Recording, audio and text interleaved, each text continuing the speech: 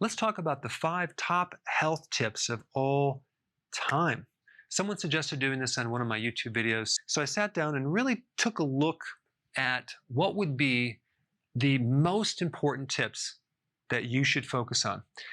To do that, I had to first look at the top worst tips of all time, okay, which are some of these right here, then to come up with the best tips. It's just a good way to figure things out by looking at the opposite side.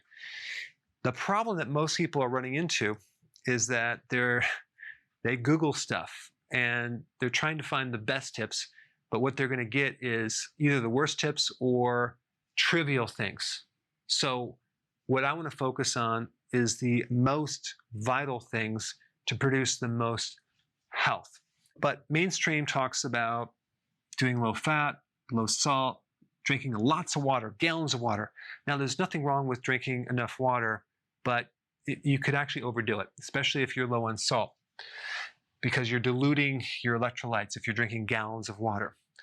Now, lean proteins, people are brainwashed to think that that's better than fattier proteins, but here's the thing. Lean proteins will stimulate the hormone insulin, okay? Which, by the way, this is the #1 tip. Most of you already know this, but for those of you that don't, keeping your insulin levels normal is probably the best health advice you can give someone, because that's going to result in preventing so many health problems, from inflammation to a fatty liver to metabolic syndrome to blood pressure to decreasing your risk of getting cancer, and the list goes on and on and on. To do that, you need to lower your carb, consume fattier proteins, because leaner proteins on the insulin index will stimulate insulin more than fattier proteins. And that also includes consuming an egg in its whole form versus just the egg white. Now, vegetable oils, as in soy oil, corn oil, canola, cottonseed, are highly inflammatory, and those could actually trigger insulin resistance. So when you were taught that you had to replace saturated fats with vegetable oils, that is the worst advice that you were given, okay? So we want to get rid of the vegetable oils and use more saturated oils, coconut oil, fat from butter, things like that. All right, next one is lose weight and get healthy. Now, if you look up pretty much any health condition, regardless of what it is, like heart disease, whatever, they're going to tell you, you need to lose weight. You need to lose weight because obesity is a risk factor. Well, #3, this is better advice. Get healthy to lose weight first, okay? Not lose weight to get healthy. This right here might sound really kind of simple and almost like idiotically obvious, but it's very, very powerful, because instead of focusing on your weight, you just focus on getting healthy. And guess what? You will lose the weight as a byproduct, but you'll also have a lot of other great things as well. Those people that are just so focused on weight loss, choosing the wrong program, that actually makes them unhealthy, especially if they've been given the bad advice of lowering your calories, okay? Because this is what they'll say right here. Every diet works as long as you keep your calories low. How many times have you ever heard this? Very bad advice. When you restrict calories, you slow the metabolism, and you also cut nutrients too. If you get on a healthy eating plan, you increase your nutrients, and you change your fuel to the right type of fuel, and you lose weight in a healthy way, and you look better. Next one on the bad advice, 6 small meals per day to prevent overeating, okay? Which is the worst advice, because every time you eat, you trigger insulin. So fasting is #2. Very, very important, intermittent fasting. You need to skip your breakfast. Now, I used to be the guy that would recommend consuming a breakfast. Well, I found out that was bad information, so I changed it in my book. You don't want to consume breakfast simply because you want to increase your time of fasting. It's going to really help you shift your metabolism into burning your own fat, and you're going to be extremely healthy if you do that. And so instead of lowering your calories, decrease the frequency of eating. And this one right here, which is at the top of the list, you need to stop snacking.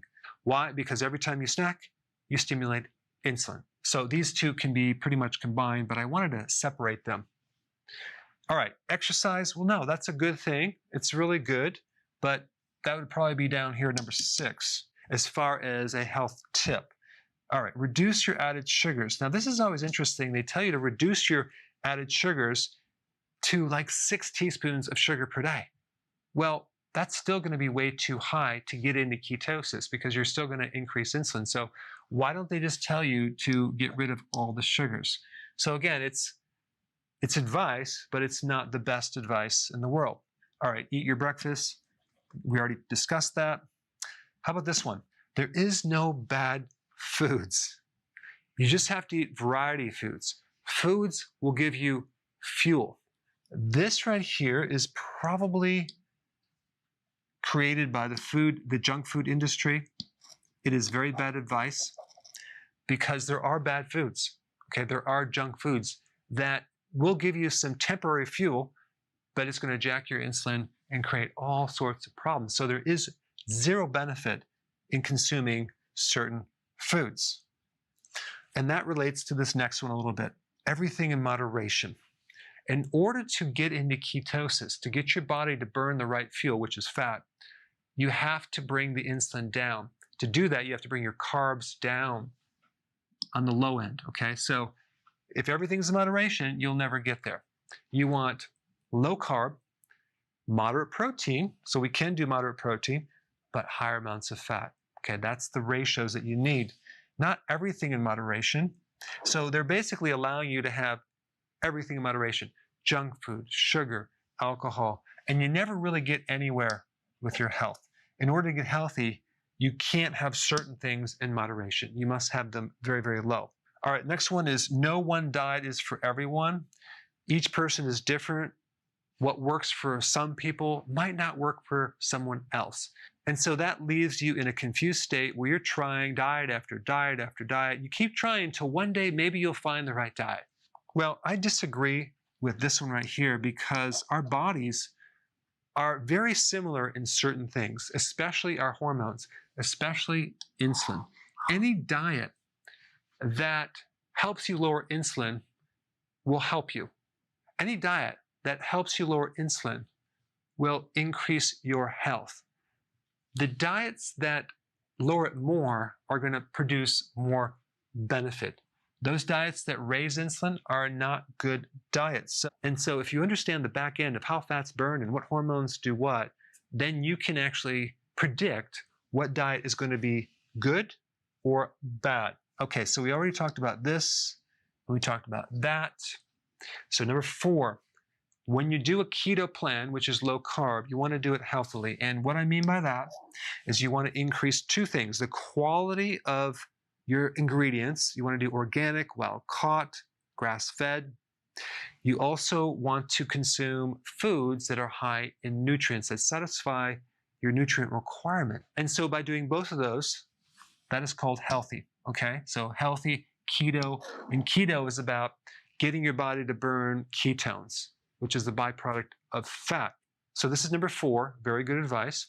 And number 5, we can include the exercise and sleep for all sorts of benefits, as well as reducing your stress, okay? So that would be number 5. And so when I really looked at everything, these are the top 5. I couldn't think of anything that was higher in the list. If you could think of something that's better than these 5, please put them in the comment section below. Before you go, if you have a question about a product, or you're new to keto and you want to know how to begin keto, or you're on keto and you need a debug because it's not going as smooth, I have a keto consultant standing by to help you. This is just for the people in the US. Hopefully in the future we'll be able to answer everyone's call, but I put the number down below so you can call and get some help.